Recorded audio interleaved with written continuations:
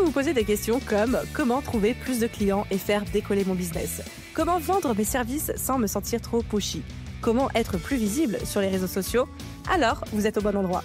Bienvenue dans le podcast Je peux pas, j'ai business. Je m'appelle Aline, je suis coach business diplômée depuis 2019 et ce podcast a été créé pour vous aider à développer le business de vos rêves, un épisode à la fois.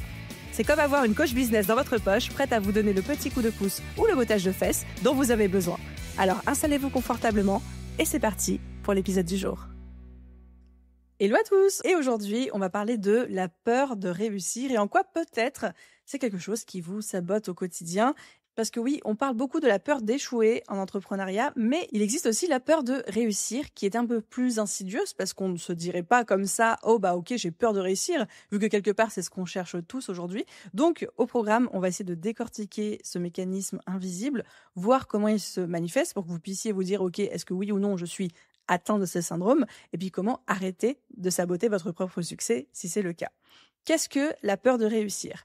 Contrairement à la peur de l'échec, la peur de réussir, on en parle beaucoup moins parce qu'en fait, elle paraît complètement contre-intuitive de prime abord. On se dit, en fait, si je veux développer mon business, je veux réussir. Donc, comment est-ce que je peux avoir peur de réussir ? Comment est-ce que je peux avoir peur de quelque chose qui est plutôt perçu, jugé comme positif ? Mais en fait, on n'a pas vraiment peur de réussir en soi. Par contre, bien souvent, sans même qu'on s'en rende compte, on a peur des conséquences de la réussite. Par exemple, on se dit que réussir égale plus de visibilité et donc plus de jugement. Que réussir égale plus de responsabilité et donc du coup on a peur de pas tenir, de pas être à la hauteur, de pas assurer. On se dit que réussir égale plus de clients et du coup on a peur de pas délivrer, pas être à la hauteur, de décevoir ou alors même d'avoir des gens qui sont pas contents. On se dit que réussir c'est plus d'argent et du coup on a peur de ce que ça peut changer dans la vie perso, familiale, les dynamiques. Pour peu que vous ayez été élevé dans un environnement où l'argent, c'était pas bien d'en gagner beaucoup, ou alors vous avez beaucoup entendu de discours sur les grands méchants chefs d'entreprise qui exploitent leurs salariés et qui gagnent de l'argent sur le dos de la société ou autre, en fait ça donne pas envie de devenir une de ces personnes-là, surtout si inconsciemment vous associez ça à un rejet de votre famille. Et plus de réussite, souvent, c'est aussi associé à un changement. Et on se demande, ok, mais qu'est-ce que ça va demander de nous, en fait, de réussir ? Est-ce qu'on va devoir changer d'identité ? Est-ce qu'on va devoir travailler plus ? Est-ce qu'on va avoir moins de liberté ? Et en fait, comme on sait pas trop, du coup, dans quoi on s'embarque ou à quoi va ressembler la réussite, en fait, on est un petit peu réticent. Encore une fois, c'est conscient ou complètement inconscient, mais on devient réticent au changement. Et en fait, réussir, c'est sortir de votre zone de confort. Et parfois, ça fait encore plus peur que d'échouer. Donc, encore une fois, ce qu'il faut retenir de ça, c'est que souvent on n'a pas peur de réussir en soi, parce que c'est quelque chose de plutôt positif, mais on a peur des conséquences que cette réussite pourrait avoir sur nous, sur notre vie, sur notre business, sur notre bonheur, en fait, au final. Et pourquoi est-ce qu'on se prend à imaginer toutes ces fameuses conséquences qu'on vient de lister ensemble ? Déjà, il y a une très grande influence de tous les héritages culturels et familiaux qu'on peut avoir. Si on a été élevé dans une famille ou dans un environnement où on vous a répété « ne prends pas trop de place, c'est pas bien de prendre toute la place ou de parler que de toi, reste dans ton coin, reste humble, c'est pas bien de se mettre trop en avant, ne gagne pas trop d'argent sinon on va te juger, oh là là mais ces gens-là qui gagnent beaucoup d'argent pour qu'ils se prennent, oh là là ces gens qui dépensent autant pour qu'ils se prennent, oh là là mais ces gens qui bossent beaucoup, franchement c'est des mauvais parents, c'est un mauvais père de famille, c'est une mauvaise mère de famille ». Donc en fait la société dans laquelle on grandit et l'environnement familial dans lequel on grandit va nous imprégner de tout un tas de croyances dont certaines parfois peuvent nous faire penser que si on réussit trop fort, en fait, c'est pas bien. On va devenir une personne pas bien. Deuxième chose qui peut enclencher ces fameuses peurs des conséquences de la réussite, c'est toutes les croyances limitantes qu'on peut se raconter. Si je réussis, je vais perdre mes proches, je vais perdre mon couple, je vais perdre mes amis. Je ne mérite pas de réussir, je ne mérite pas autant. Qui suis-je pour réussir ? Ou alors encore, ça va être trop lourd à porter. En fait, si je réussis, je m'enferme dans un système qui va être horrible pour moi en termes de santé physique, mentale. Ça va être atroce, ça va être une épreuve. Et encore une fois, comme votre cerveau préfère le connu, même s'il est inconfortable, même si c'est pas ce que vous voulez, à l'inconnu, même s'il est désirable, il va tout faire pour que vous restiez dans votre zone de confort. Aujourd'hui, votre peur de réussir, elle n'est pas irrationnelle. Elle essaye juste de vous protéger de l'inconnu et de vous protéger des dangers que vous percevez de ce que pourraient être les conséquences de cette réussite. Et c'est pour ça qu'aujourd'hui, des fois, vous vous sabotez et vous vous dites « Ah, je veux réussir, mais pas trop, parce que il faudrait pas changer non plus. » Sauf que, je vous le donne dans le mille, pour réussir, il faut changer. Il faut accepter de faire les choses différemment, il faut accepter d'agir, d'être une personne différente. Et ça, c'est très compliqué à mettre en place. Comment savoir si vous êtes en train de vous saboter. Comment savoir si vous êtes victime, entre guillemets, de cette peur de réussir? Je vous liste un petit peu tous les signaux, tous les cas de figure que j'ai pu rencontrer chez les personnes que j'accompagne. Le premier signal, c'est quand il y a une procrastination active que j'appelle de luxe. C'est-à-dire que on remet constamment à demain non pas les tâches difficiles, mais les tâches stratégiques qui potentiellement pourraient vous faire réussir ou qui rapporteraient gros. On procrastine. Et parfois même, on procrastine activement. C'est-à-dire qu'on fait beaucoup de choses, on est très occupé, mais toujours dans le cadre et dans le cocon de notre zone de confort, c'est-à-dire des choses qu'on connaît. Mais les choses qui vont vraiment faire avancer notre business, qui vont vraiment potentiellement générer du chiffre d'affaires, de la réussite, quelle que soit la métrique que vous mettez derrière le mot réussir, en fait, ces choses-là, on les repousse sans cesse. Parce que c'est plus confortable. C'est très bien de s'imaginer, de se projeter dedans. C'est très satisfaisant de l'avoir noté sur sa to-do list. Mais d'ici à passer à l'action, il y a tout un monde. Deuxième signal, c'est quand on s'enferme dans un perfectionnisme extrême. On ne se lance jamais parce qu'on ne s'estime pas assez prêt. C'est évidemment une forme de peur qui mène à du sabotage. Troisième signal de sabotage, c'est quand on se met des limites à soi-même en termes de finances. Des personnes qui se fixent des prix trop bas parce qu'elles veulent rester accessibles. Des personnes qui veulent aider tout le monde, donc il ne faudrait pas que je sois trop chère. Des personnes qui ne voient pas encore la valeur ou ont très peur en fait d'investir sur la délégation, des nouveaux outils un petit peu plus performants, un coaching, un accompagnement, une formation, un mentorat, un mastermind. Bref, quand on s'auto-limite en fait en termes de finances qui rentrent ou qui sortent. Quatrième signal de sabotage, c'est quand on se disperse. Ah, ça je sais que ça m'en parle à quelques-uns d'entre vous. Dans des projets secondaires, on évite le projet principal qui pourrait vraiment décoller. Là, je parle aux personnes qui commencent plein de projets parce que vous savez comment commencer un projet, vous savez quoi faire, c'est confortable pour vous. Et donc du coup, c'est très valorisant pour vous de dire je commence plein de projets différents, comme ça j'ai l'impression d'être très occupée, de faire plein de choses.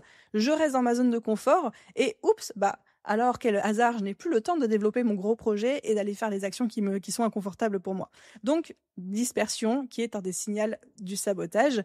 Et enfin, dernier signal, et je vous jure que je l'ai vu, mais plus d'une fois, c'est les personnes qui s'auto-sabotent à la dernière ligne droite. Par exemple, qui disparaissent d'Instagram la veille de leur lancement, qui ne communiquent pas sur leur lancement ou pas beaucoup parce que faudrait pas que ça fonctionne, qui ralentissent au moment où les résultats arrivent. Et en vrai, je me permets de le citer et de vous taquiner là-dessus parce que ça m'est arrivé aussi. Je me souviens du lancement de la BSB Academy en 2022. Ça avait tellement bien marché au-delà des objectifs que je m'étais fixés parce que je m'étais sous-estimée à ce moment-là que, en fait, les derniers jours du lancement, j'ai pas envoyé les derniers emails de vente, j'ai coupé les publicités, la communication parce que c'était trop. C'est trop par rapport à ce que j'avais projeté. Est-ce que c'est une mauvaise chose? J'en sais rien, je vous laisserai en juger. Mais je vois des personnes qui ont des comportements parfois ahurissants et qui s'auto-sabotent à la dernière ligne droite. Ou alors qui se disent je vais lancer. Tout est prêt mais ils lancent jamais. Parce qu'il y a de la peur. Peur d'échouer, certes, peur que ça fonctionne pas, certainement, mais aussi de la peur de réussir. Alors du coup, comment est-ce qu'on fait pour dépasser cette fameuse peur de la réussite si jamais vous êtes reconnu dans un ou plusieurs de ces symptômes? La première chose, et du coup vous avez déjà fait le travail, mais c'est de prendre conscience de ces schémas. Une question que vous pouvez vous poser, c'est qu'est-ce qui me fait peur si ça marchait trop bien? De quoi j'ai peur? Est-ce que j'ai peur de me sentir débordée? Est-ce que j'ai peur de ne plus être une bonne maman ou un bon papa ou une bonne figure parentale? Est-ce que j'ai peur que les gens me critiquent? Est-ce que j'ai peur que ça me change? Est-ce que j'ai peur pour ma liberté?